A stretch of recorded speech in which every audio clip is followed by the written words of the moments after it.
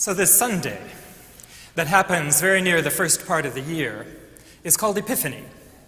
And that word in our common usage has come to have a couple of terms, one to refer to this particular date, in which case it refers kind of to a manifestation of the holy. That's how that term has been used for this particular holiday. But we also use that term in also common language to describe a kind of flash of insight or an idea that seems to come from elsewhere. I don't know, do you all have epiphanies? Do you recognize that experience where something happens? Actually, I just saw some of the artists in the group raise their hand. That's encouraging. Because I think it's something that does happen to artists. It happens to all of us, I really think. And it's something that we could pay attention to.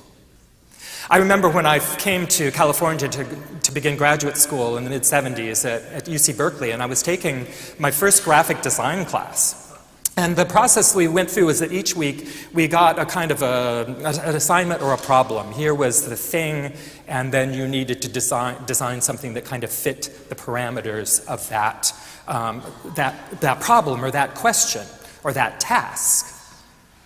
And I remember that I would always go through a little bit of a process of kind of looking at the parameters and thinking about what this might be, maybe getting a few ideas, but there would be a particular point in the process where if I created just a little bit of space, if I was willing to be patient, that something would come up. And it did kind of have that quality of like, where did that come from? And I noticed that it happened fairly consistently throughout the course of the semester. So I came to trust in it that eventually it would happen. Now that doesn't mean that I just sat around doing nothing. I had to do some work beforehand to kind of figure out what the territory looked like before the light would explode. But if I did that, and I kept some space, and I was open to the possibility, something would happen. Something would come up. This time of the year and this story is full, in my opinion, of magic and mystery and mysticism. There are just too many strange things that go on in this part of the story. Of our faith story. There are just too many things to chalk it up to anything but something that is beyond our understanding, that exists right at the edge of our experience of what we know and what we can imagine ourselves. All these things happen. Angels appear and stars in the sky and people showing up and people finding people in a manger, even though it was probably back behind the building.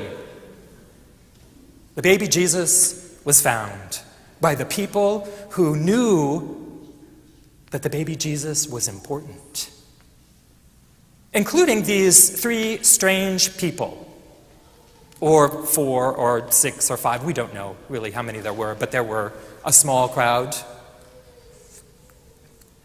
And even this part of the story is a little bit unknown. We are not really sure kind of what they were. There are lots of interpretations of who those 3 wise people were, but we do know right in the middle of that story was the reality that they were following a star. They were looking at the heavens to see what was happening in the heavens. These were mystics. And not only were they mystics, but they were on a journey, a big journey.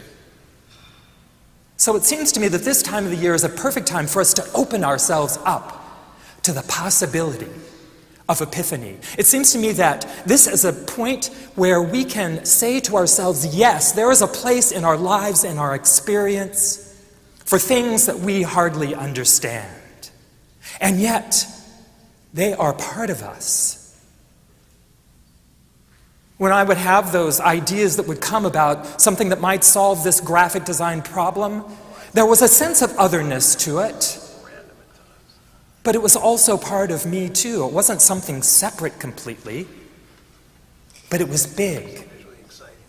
Which leads me to believe that my own experience, then our experience as communities and as a people, is actually bigger than we can imagine. And what would it mean to open ourselves up to this possibility? What would it mean to allow the mystery and the magic to have its space to work.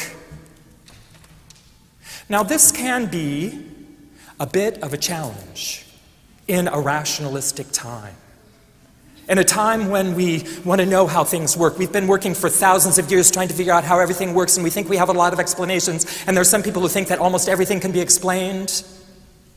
And we're a little bit, I would say, us as a crowd, we're a little bit suspicious of, we don't want to get too you know what I'm talking about, don't you?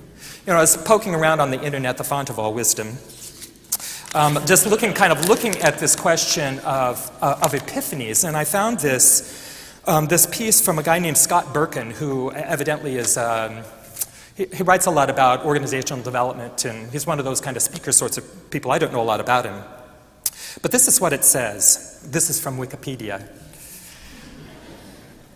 A common myth predicts that most, if not all, innovation occur through epiphanies.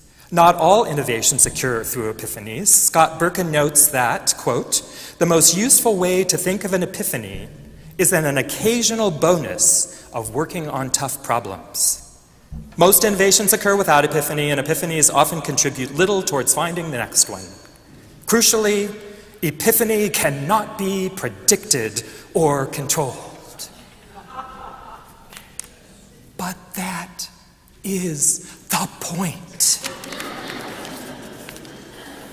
We are in danger of missing the point. Because it is when we let go of our desire to predict and control that the amazing things happen. When we let the Holy Spirit come in, that's when amazing things happen. And if we don't create space for that, how can it happen? If we are too busy getting our intellectual ducks in a row, there won't be room for that odd duck. The one that we can't quite describe, the one that we're not sure where that duck came from. The one that seems like, was that my duck or somebody else's duck? We can be open to the possibility of the Holy Spirit just pouring itself into our lives, into our individual lives, into the lives of our families, into the lives of our community, into the world. If this isn't a time when the world needs space for mystery and magic and amazing things to happen, when is? So I just invite you, as we begin 2015, just to create space in your heart, your mind, your spirit for the unpredictable and the uncontrolled. It can happen, and it will happen. 2015 is going to be an interesting and exciting year for this community. What is going to happen? I hope that our search committee for our new senior minister is spending some time creating space for mystery and magic to happen. I hope that as Pat imagines her next step, that she's creating space for mystery and magic to happen. I even hope that as we consider our budget this month, that we allow space for mystery and magic to happen. It might. That was the treasurer, just to confirm that idea. Yeah. So isn't this a time when we could invite mystery and magic and mysticism into our lives? And isn't this the sort of place, this table that we gather around, couldn't this be a place, too, where we experience the mystery and the magic of God's love for us? We have the bread and the cup before us. We have this meal that seems to extend beyond time and place. We have the light of the candles to remind us of the light that is within us and is in God. And in a little bit, as we have our communion, I'm also going to invite you all to come down and light a candle on one side or the other after you've taken communion. And just maybe make a little prayer for where the space needs to be in your life for you to find mystery and magic and the Holy Spirit, where you can let the uncontrollable and the unpredictable happen, where you can have epiphany.